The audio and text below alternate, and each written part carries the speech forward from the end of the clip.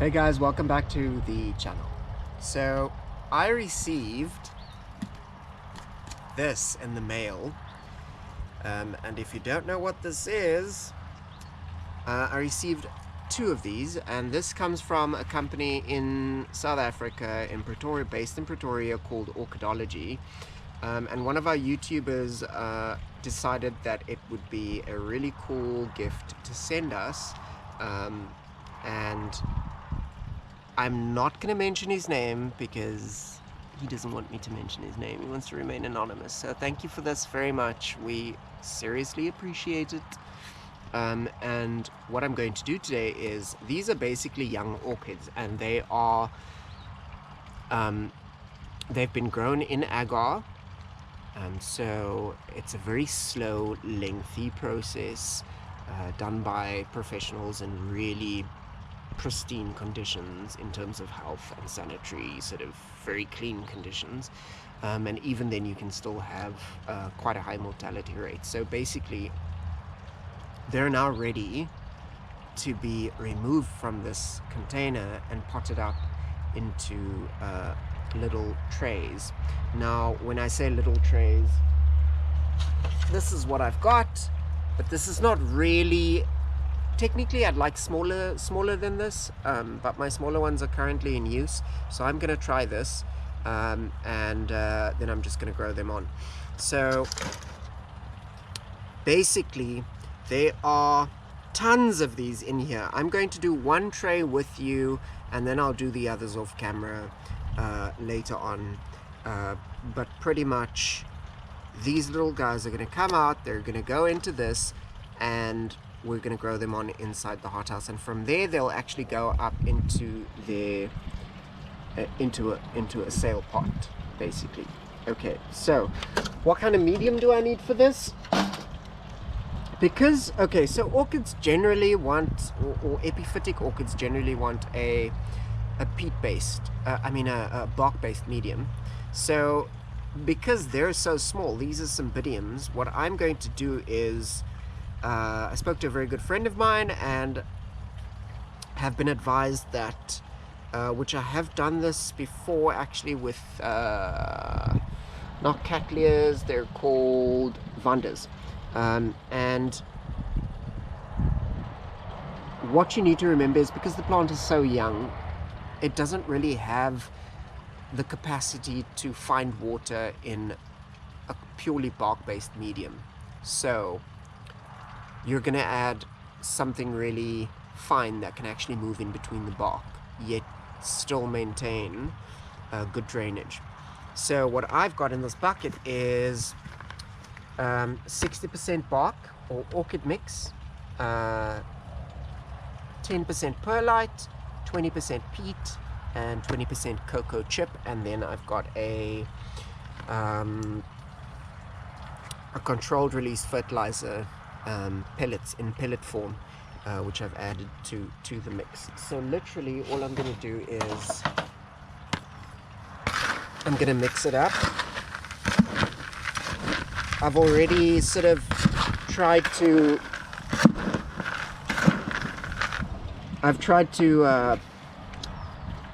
squish the bits of peat, little balls where they're chunky, just to make them a bit finer. So you don't have all these massive bits of peat in there. And then this medium is going to, like that for example, there's one, and I'll just break that up. And this medium I'm going to put into that tray, and then place the orchids in them. But first, opening up the container. So literally, it's not rocket science. You literally just pop the lid off. Okay, and then in front of me I've got this bucket or tray of water. Okay, and then I'm going to put everything. It just comes out quite easily. Welcome to the world, guys. And you can see they're holding the shape of the container, and a lot of the agar has been sort of busy disintegrating. All the nutrients in there is probably been used up, or is being used up. And then literally you don't break it apart like this, you stick it straight into the water, move it around a bit, and what happens is magic.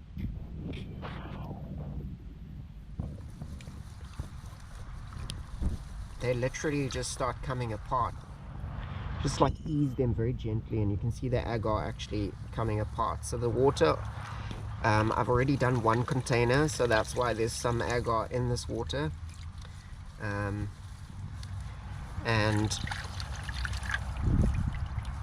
now this one is ready to come out as well.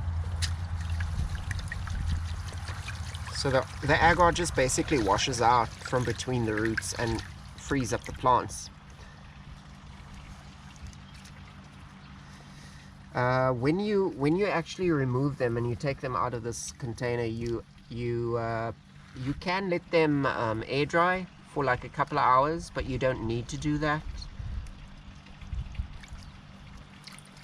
And there you can see them just now starting to come apart.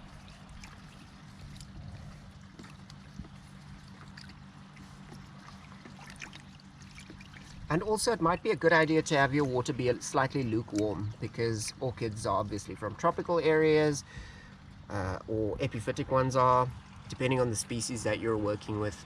Since they are tropical, you want to use lukewarm water to do this, so that the plant doesn't go into shock.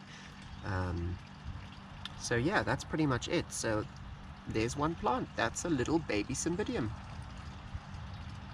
And you can see the beautiful green, healthy white and green roots, capable of photosynthesis. Doesn't as yet have a pseudobulb, so that's that. And these are available on the Orchidology Facebook page. You can call them up and you can actually purchase orchids from them. Quite a few different types.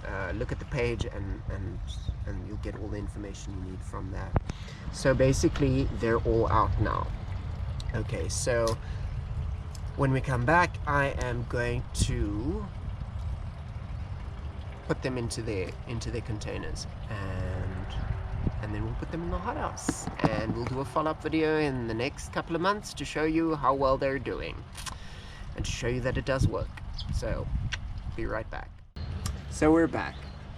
So what I've done now is basically the water is still behind me. I've just moved it out of the way so that we could actually focus on what we're going to do next. And what we're going to do next is we're going to put these little guys into their new homes. So it's a very windy, sort of confusing day today, which is leaving me feeling very confused. But nevertheless, what I've done is I have separated the orchids, removed them from the water, and I've given each its own little space, hole, call it whatever you like. And I'm sitting with the medium right here. So basically what I'm going to do is I've got a little container which I'm just going to pour some of the medium into the holes and then position the orchid in place. So we'll see if we can get a nice close-up shot of where the orchid gets placed, because I think that would be quite important. So we'll start with the first one, and basically what I like to do is hold it up to just about near the top entrance of the actual of the mold, like that, and then I'll just fill it up. Okay, and I work inside this black tray so that I don't waste the medium, so it doesn't spill all over the place, and I can actually collect whatever does spill and reuse that. And there we go. That's pretty much one plant in. I firm it down ever so slightly because I don't want to damage the new soft roots, and then I'm going to give it a really good watering afterward. So get some more. And this is basic decanting of orchids grown in from seed in agar. So this is a cymbidium. It's a hybrid. Probably gonna have some really beautiful flowers. Can't wait for that to happen. It's gonna take a while before they reach the flowering stage. And this one has got quite a lot of roots, which is quite nice. So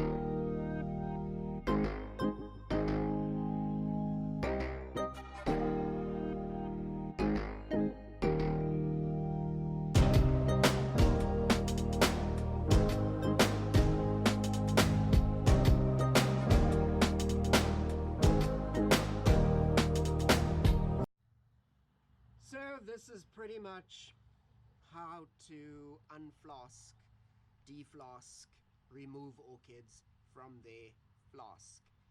Doesn't matter what it is. So some of these orchids, something you have to remember is you will have a mortality rate. So some of the orchids will actually die off. I've been told it's rare to actually get a situation where you have 100% of plants that will survive. In this tray, I've literally got 6, 12, 18, 24 orchids. That is not all that was in this container. There were quite a bit more, but this is one tray that we have now completely potted up. And basically, all I'm now going to do is get some rainwater. Doesn't have to be rainwater, but I like to use rainwater. And it is slightly lukewarm, the rainwater, and literally I'm just going to flood them because there is some peat in this, and peat doesn't get wet easily. So like with carnivorous plants, I'm literally just gonna allow them to sit in that just for a couple of hours in the hothouse, and then I'll just clear it up, tidy it up a little bit, because if you've got this situation where between one and the other you can't really see, one space, the space between, the orchid might send roots out and go into the next pot, the neighboring pot. So you actually want to just kind of keep them each plant's medium to itself, which yeah, it's not a big deal, but yeah, that's my little neurosis. So things we need to remember. Your medium needs to be, with young orchids like this, if you're de-flasking, needs to be a lot more finer, so that when water goes through this, it does drain freely, but the plants have got access to the water. If it's big chunky bits of bark, the plant is not going to have adequate access to the water. Remember, in the agar, which pretty much is that jelly gross stuff, um, it's pretty much like, what, 90% water? So you're going to want, the plant needs to actually just slowly adapt and change and cross over to its current medium. So it still wants a little bit of access to moisture in its early days, and as it gets older, it'll just be fine and be able to go through the throes of being in a hothouse, or on someone's patio, getting water, then drying out, then water, then drying out. So yeah, these are going to go into the hothouse, and it's in preparation for spring.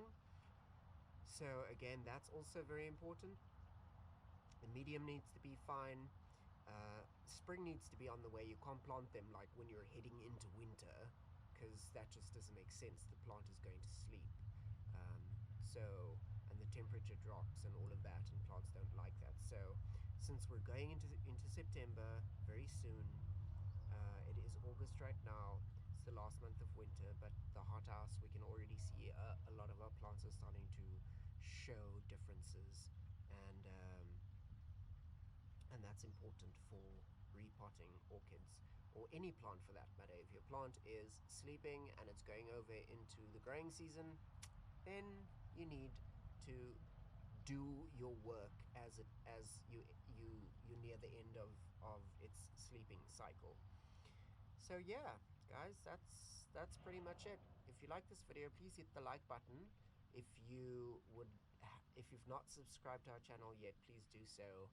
And if you've got any comments, please hit us up in the comments section. And the mosquitoes are nearly fully back, because I'm being attacked by mosquitoes. And have a good day. I'll catch you.